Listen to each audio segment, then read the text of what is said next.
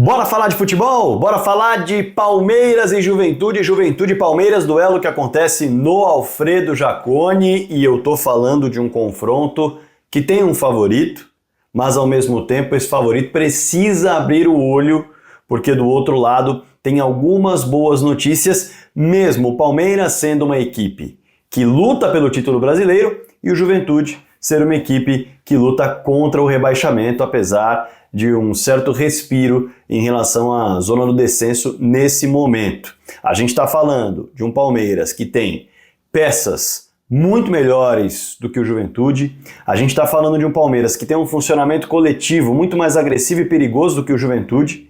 Olhando para o Campeonato Brasileiro, são 46 gols marcados do Palmeiras contra 33 do Juventude. O Palmeiras é uma equipe que tem um sistema defensivo muito mais seguro do que o Juventude, tanto nos últimos jogos quanto na sequência como um todo do Campeonato Brasileiro. O Juventude sofreu 39 gols, o Palmeiras 20. O Juventude sofreu praticamente o dobro de gols, inclusive isso vai ser assunto aqui no vídeo, em relação aos jogos do Juventude dentro do Alfredo Jaconi. Dito isso, a gente vai trazer todo o panorama aqui no vídeo desse confronto que vai acontecer lá em Caxias do Sul. Mas para a galera que está chegando agora, antes de mergulhar, eu vou me apresentar rapidamente. Para você que não me conhece, caiu agora no canal do Fragoso, prazer, meu nome é Rodrigo Fragoso, eu sou setorista do Palmeiras na TNT Esportes e produzo análises em vídeos sobre o clube nas minhas redes sociais. Essa é uma delas. Quero chegar nos 100 mil inscritos logo. Me ajuda nessa missão? Clica no botão inscrever-se que tem aqui, se você ainda não é um inscrito no canal. Espalhe o canal do Fragoso pra galera. Todo dia às 7 da manhã tem uma análise importante envolvendo a Sociedade Esportiva Palmeiras. Clica no sininho já também. Esse sininho aqui vai fazer com que o seu celular receba notificações sempre que um vídeo novo aparecer. Além disso, clica nesses botões que estão aqui do lado. Like, o joinha e o hype. Eles mostram pro YouTube que o vídeo é bom para ele mandar para mais gente. Evidente que eu espero um comentário seu aqui embaixo sobre o vídeo.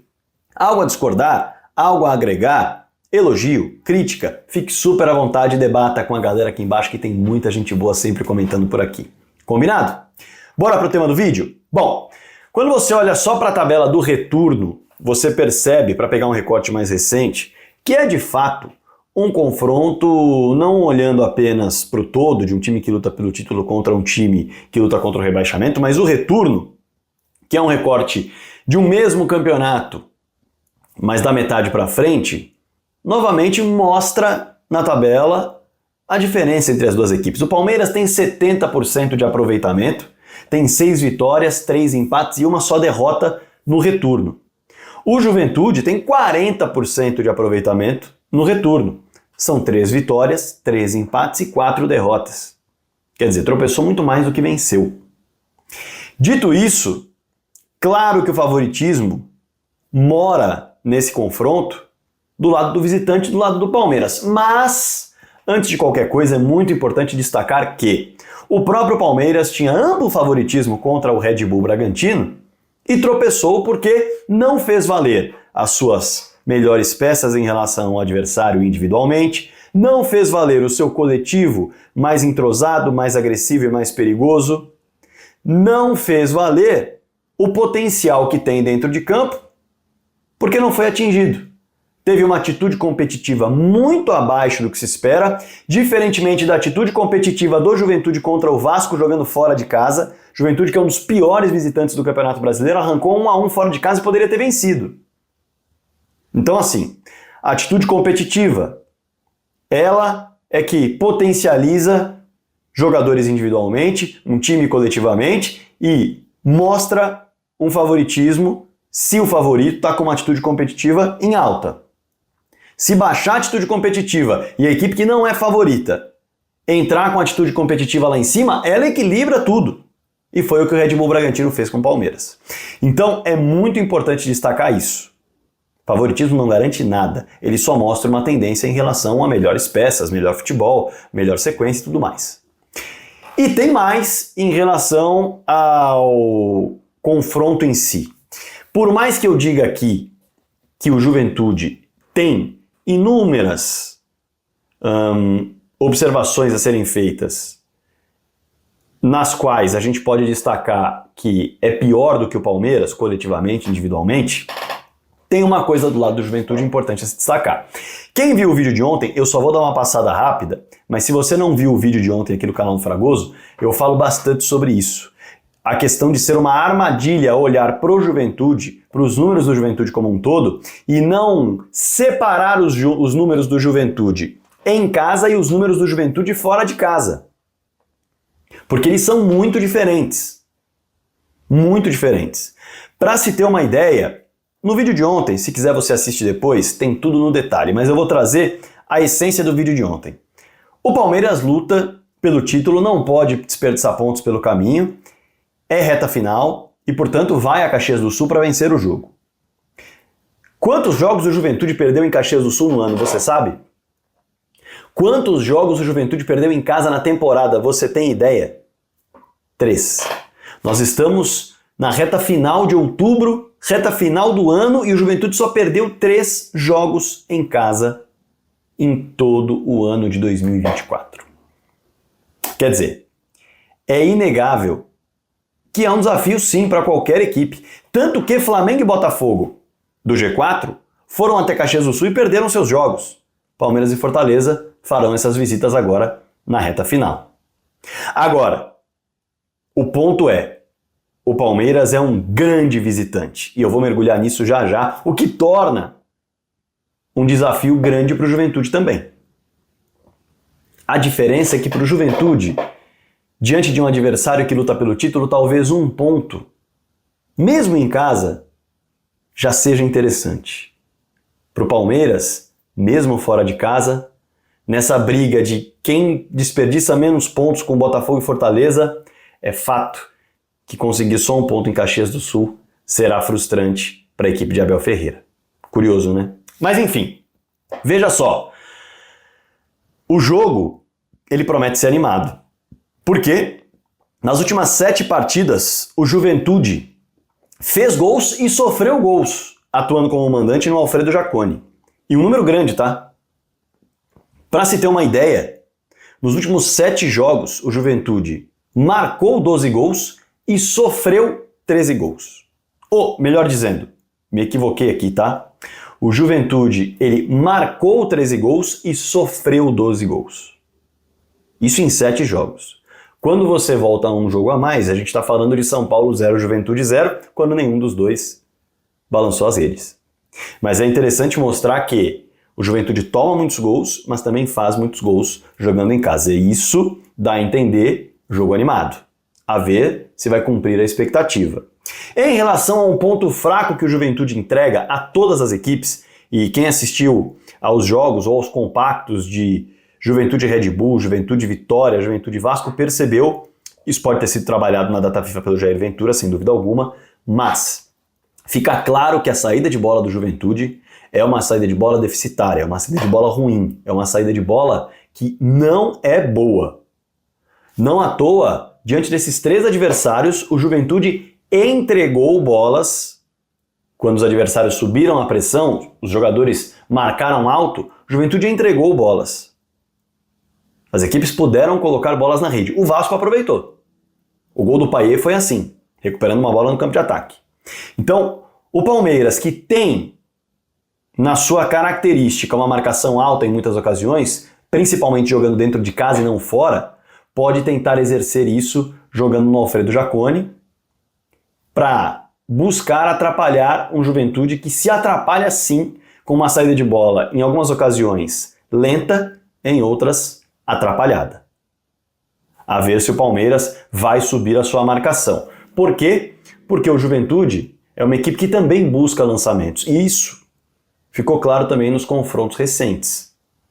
Juventude foi perigoso com bolas em ligação direta, em várias ocasiões. Nesse confronto, o Juventude vai ter a volta do Nenê, e aí a gente vai entender qual vai ser a articulação que o Jair Ventura vai fazer nessa equipe, mas deve ter a volta do Nenê. Não se pode dar espaço para o Nenê, mesmo aos 43 anos, é um jogador que com espaço tem técnica, tem qualidade, tem habilidade para, num toque, fazer o que o Ganso fez, por exemplo, contra o Flamengo. Bola parada também. Passa a ser perigosa. Além disso, o Juventude tem a volta do Jean Carlos, que com 39 jogos na temporada, Conseguiu 6 gols e 10 assistências. É o grande assistente da temporada e pode gerar dentro do Jacone um pouco mais de jogo com bola no chão para a equipe do Juventude. Com mais qualidade do que o Mandaca, por exemplo. É uma melhora e é algo que o Palmeiras vai ter de ficar atento. Lucas Barbosa e Edson Carioca, jogadores de lado de campo, que vão tentar acelerar, e o Gilberto fora por suspensão acaba sendo uma boa notícia para o Palmeiras. O Rony Carrijo é quem deve entrar, não é uma peça de todo ruim, também é bom ficar atento, evidentemente. Essas são as armas dessa equipe do Juventude do Jair Ventura. Enquanto o Palmeiras é o segundo visitante mais chato do Campeonato Brasileiro, gente. Claro que é um desafio pegar o Juventude no Jacone, porque é um mandante forte, sim, mas receber o Palmeiras para qualquer time é um pesadelo. O que o Red Bull conseguiu foi ótimo, não à toa. Quem quiser conferir o apito final de Palmeiras e Red Bull no Nabi Abichedid em Bragança Paulista, o Red Bull comemora o resultado, mesmo em casa. Porque é um pesadelo receber o Palmeiras. O Palmeiras é um time que tropeça pouco fora de casa. Está atrás só do Botafogo no campeonato. Tem 54% de aproveitamento jogando como visitante. São números muito bons. Muito bons. São 6 vitórias, 5 empates e só 3 derrotas como visitante. Até por isso, o Juventude pode celebrar mesmo em casa um empate contra o Palmeiras. Diferentemente do Palmeiras, celebrar um pontinho contra o Juventude pela diferença das disputas dentro do campeonato. Um lutando contra o rebaixamento, cada ponto conta, o outro lutando pelo título, todos os pontos contam. E aí o Palmeiras vem para um desafio importante. 2, na verdade. O primeiro desafio é não perder a confiança depois do que aconteceu em Bragança, porque o Palmeiras vinha embalado de 6 vitórias consecutivas no Campeonato Brasileiro. Atenção, 6 vitórias consecutivas no Campeonato Brasileiro. Tropeça contra o Red Bull Bragantino. E vê o Botafogo voltar a abrir distância. A distância era de 1 ponto, voltou a ser de 3. E aí passou essa data FIFA digerindo esse empate. Não perder a confiança é fundamental nessa reta final. É um time que tem casca para isso.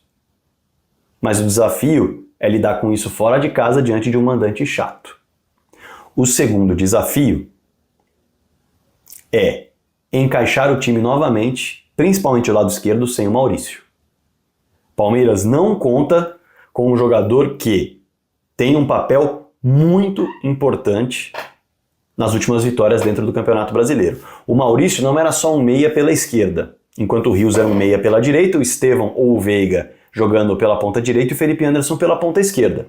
O Maurício era o meia que potencializou o Felipe, que enquanto esteve sozinho como um ponta, sem um jogador que atacava espaço, acabou sendo presa fácil. Quando alguém passou a acelerar por ele e ele só precisou acelerar a bola, o lado esquerdo passou a funcionar. E o Maurício passou a ser um jogador que potencializou o Flaco para jogar fora da área, porque o Maurício soube aproveitar a dinâmica de saída do Flaco puxando o zagueiro para ocupar esse espaço. O Maurício fez gols assim, sofreu pênaltis assim. Inegável que o Maurício foi importante para o lado esquerdo do campo, potencializou o Felipe Anderson e potencializou o jogo do Flaco. Sem o Maurício, o Palmeiras deve colocar o Veiga por ali porque o Estevão já voltou para atuar pelo lado direito do campo. E a partir dessa modificação, imagino eu, o Palmeiras deve manter aquilo que vinha dando certo, porém com o Veiga atuando no lugar do Maurício. O Veiga tem a característica de ocupar espaço, de pisar na área que o Maurício tem, joga muito mais pelo lado direito do que pelo lado esquerdo, mas tem qualidade para se adaptar. Tem qualidade para ser a peça que vai ajudar o Felipe Anderson pelo lado esquerdo a fazer o jogo fluir por lá, para ter os dois lados respondendo de maneira criativa diante de um adversário que vai se fechar como Juventude. É um desafio que o Palmeiras vai ter para montar o time.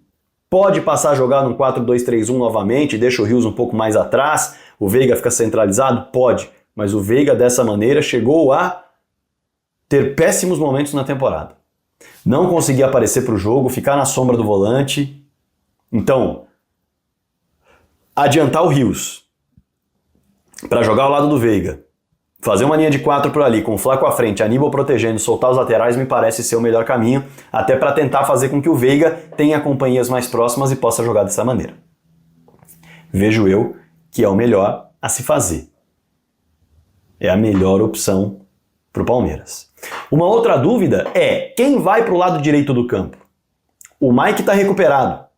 O Rocha à disposição. O Giai também. Essa é a dúvida. Se o Rocha jogar, o Palmeiras vai ter à disposição um jogador de passe mais longo, que não vai buscar tanta ultrapassagem e vai buscar proteger mais o lado direito. Se tiver o Mike em campo, vai ter um cara de muita ultrapassagem, muita chegada à linha de fundo e que vai auxiliar o Estevão nisso. Se tiver o Giai, já vai ter um jogador de apoio e que também ultrapassa, mas com uma intensidade muito maior do que os dois. Porém, ainda desentrosado e jogando menos do que o Mike, convenhamos. Qual será a escolha do técnico Abel Ferreira? A dúvida é como o time vai se comportar com essa mudança principal no meio-campo, mas o lado direito também pode influenciar no funcionamento da equipe. E por fim, um último detalhe, um desfalque de última hora, o Murilo, com uma lesão na coxa, fica fora e olha, lesão na coxa, com o número de jogos que o Palmeiras está tendo, e também com o período vazio que se tem só para treinamento, olha, é um erro bastante grosseiro, eu diria, de toda a fisiologia e preparação do clube, né? É preciso ter atenção com isso. Onde foi o equívoco aí? Mas enfim, o Murilo tá fora e essa substituição é teoricamente bastante tranquila. O Vitor Reis deve assumir a vaga e sempre que entrou, correspondeu bastante dentro dessa equipe forte do Palmeiras. Uma equipe que é favorita para enfrentar o Juventude. Se, para o Palmeiras, será um desafio enfrentar o Juventude no Alfredo Jaconi porque é um mandante chato e ao Palmeiras só a vitória interessa, e o Juventude só perdeu 3 jogos na temporada inteira jogando no Jaconi e venceu 2 dos 4 times do G4, vai enfrentar os outros 2 agora, um deles o Palmeiras, é um grande desafio para o Juventude também receber o Palmeiras, o segundo melhor visitante do Campeonato Brasileiro, disputando o título.